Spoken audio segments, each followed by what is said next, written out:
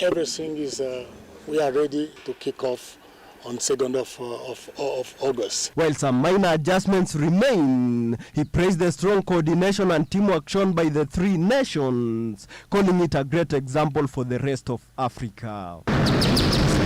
Of course, there's something to be fixed, like the chair to put there, to move from one place to another. This is all together one competition.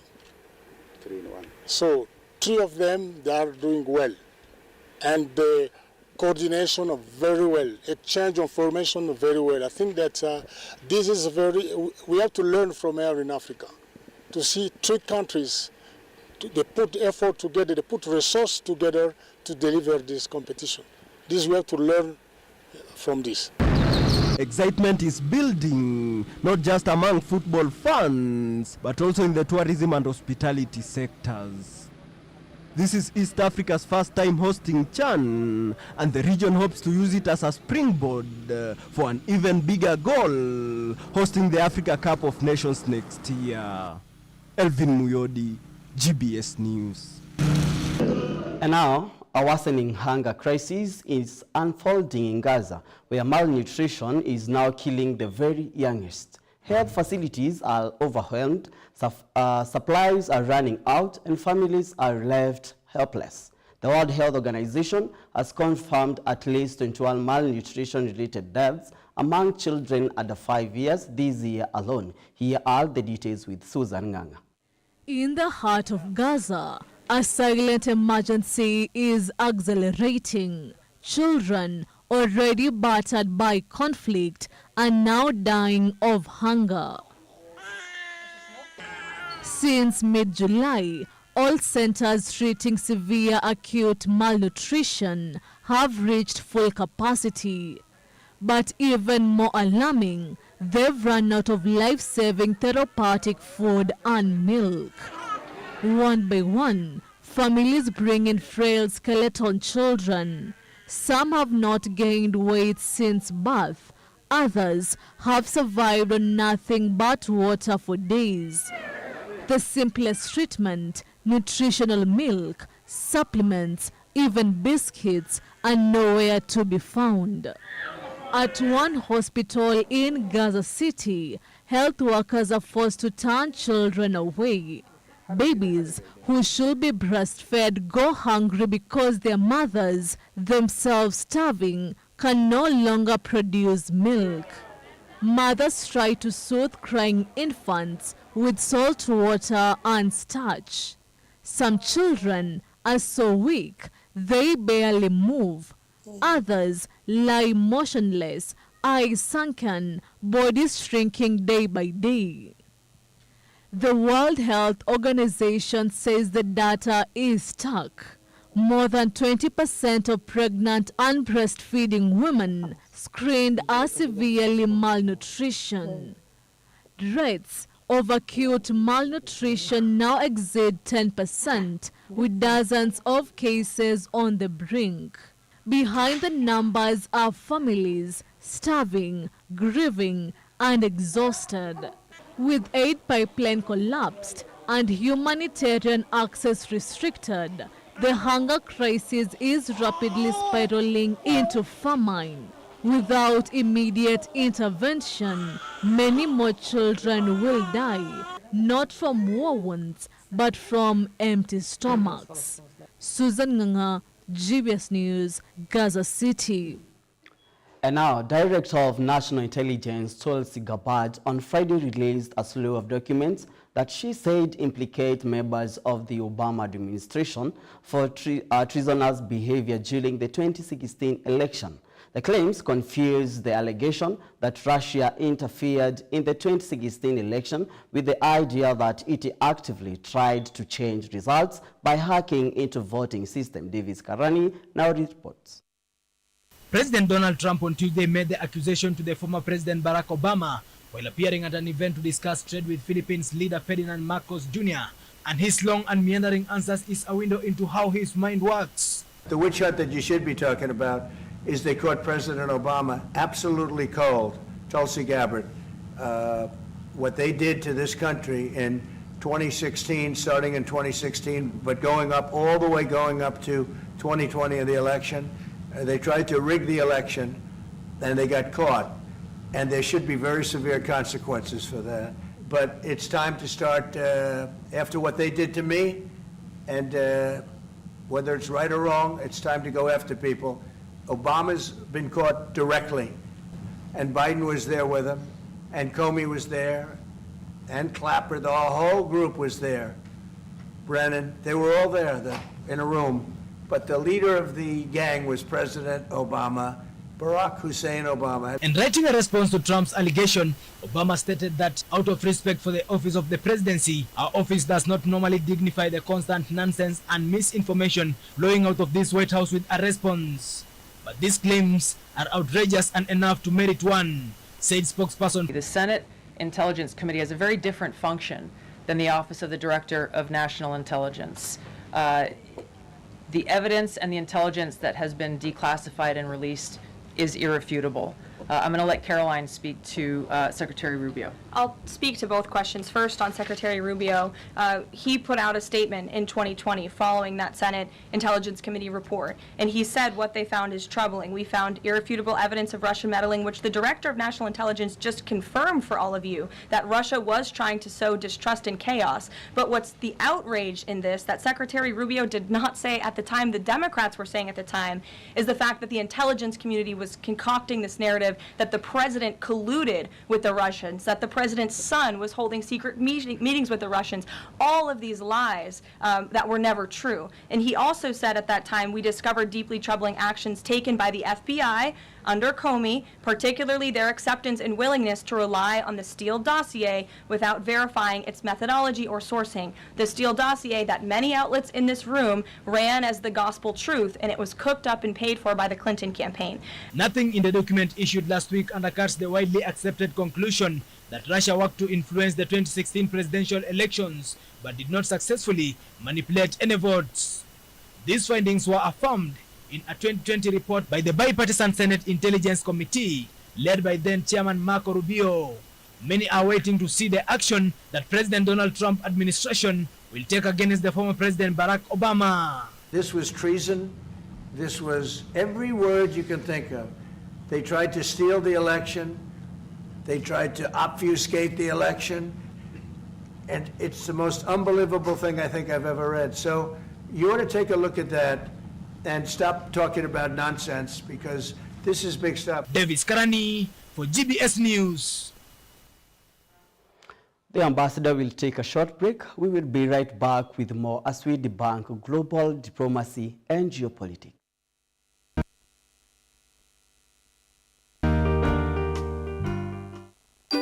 Welcome to Fun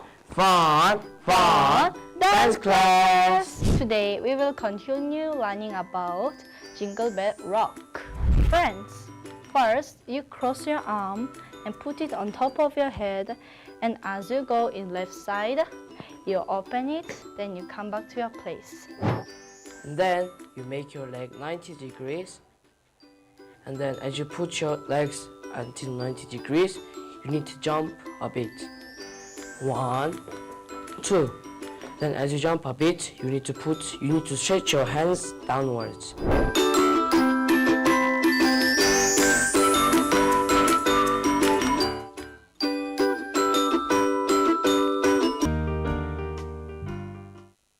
We are going to go straight to the topic of the day, which is AI in education. AI in education. AI is called artificial intelligence.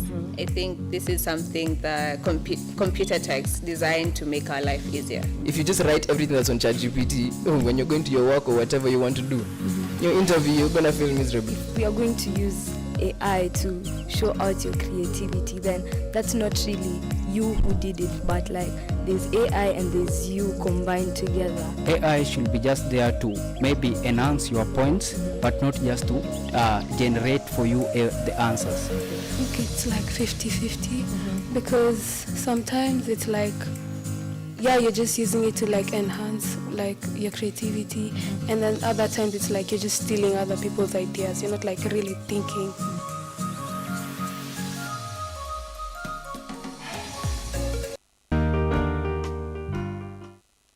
Stay tuned as we dive into the vibrant world of creativity and expression. Practice your work. Yes.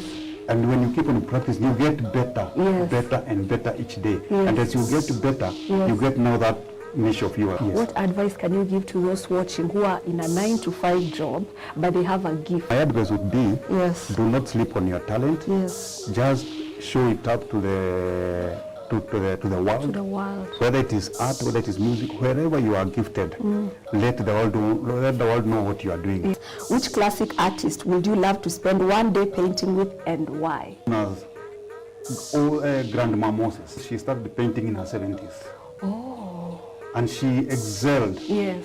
As, she was a painter. Yes.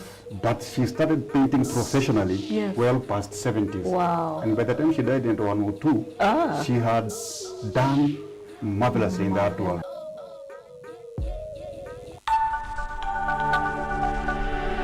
Everywhere, GBS.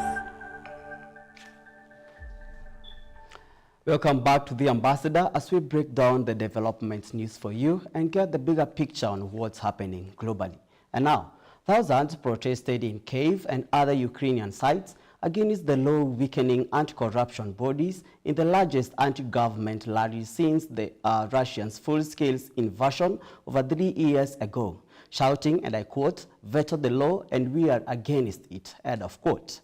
Demonstrators demanded on Tuesday that President Volodymyr Zelensky veto the new legislation, yet despite the protest, Zelensky signed the bill into law late Tuesday, according to the parliament website, raising international alarm.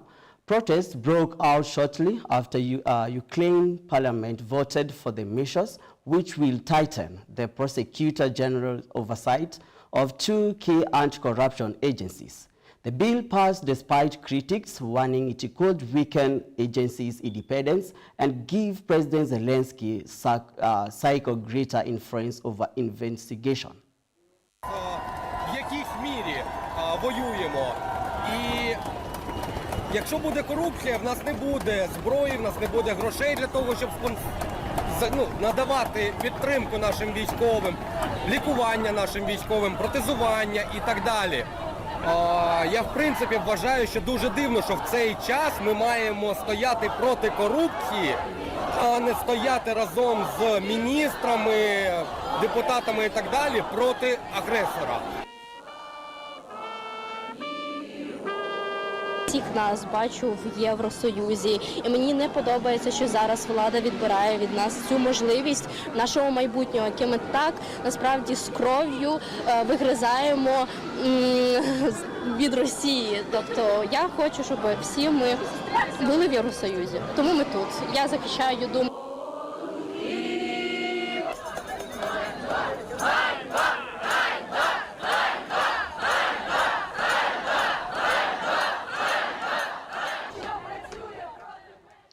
And now, the Trump administration has announced a bold new strategy to accelerate the U.S. lead in artificial intelligence, unveiling a plan that seizes environmental regulations and exports AI technology exports to allied nations. The blueprint includes dozens of policy changes aimed at fast-tracking data center construction, streamlining federal approvals, and removing red tape that officials say has slowed AI development.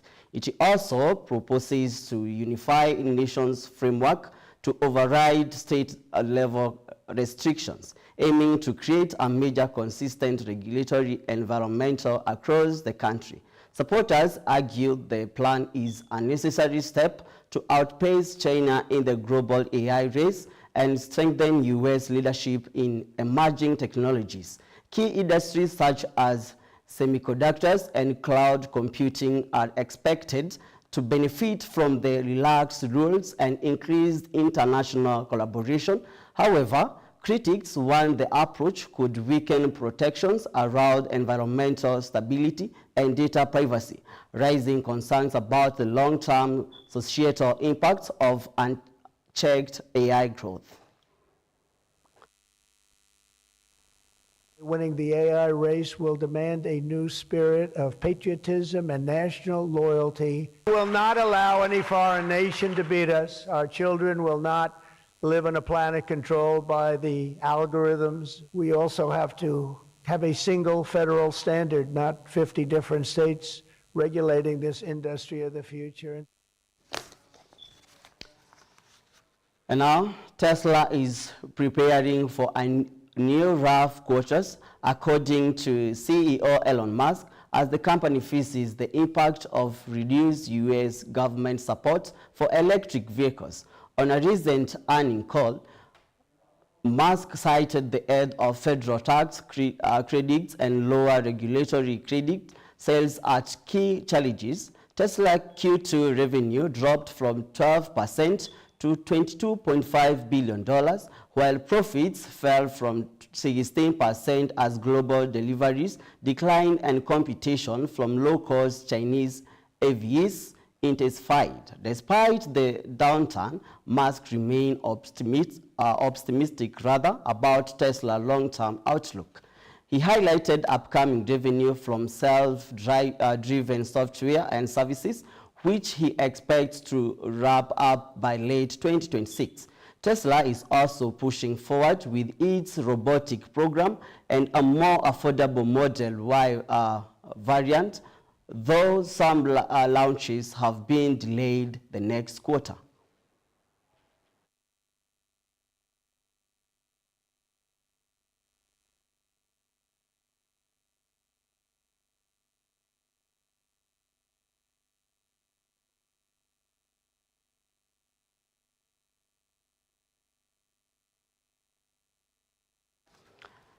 Chinese President Xi Jinping has said Europe and China must take the correct strategic choices in the face of recent global challenges during a summit with top European Union officials, which comes at a particularly rocky time in the relationship.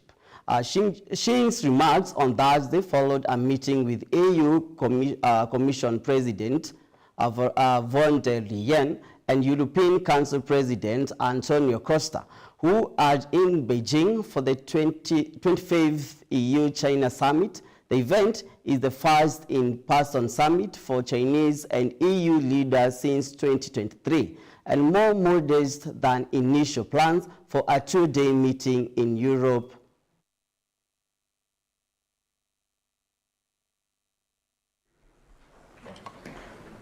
其中的重要经验和启示，就是相互尊重、求同存异、开放合作、互利共赢。这也是中国关系未来发展应该坚持的重要原则和努力方向。The world is going through a period of global uncertainty, marked by economic volatility, geopolitical tensions, as well as challenges facing the entire humankind. The European Union and China, as you said, Mr. President, are major economies and ethics in the world. We share responsibility to uphold the rules-based order and tackle global challenges. And that's all for today. With me, your Ambassador Paul Madenge on the Ambassador 1 p.m. Follow all of our stories at GBS TV. It's updated throughout the day. We meet every Thursday and Friday as we debunk global diplomacy and geopolitics. Thank you for your time and company.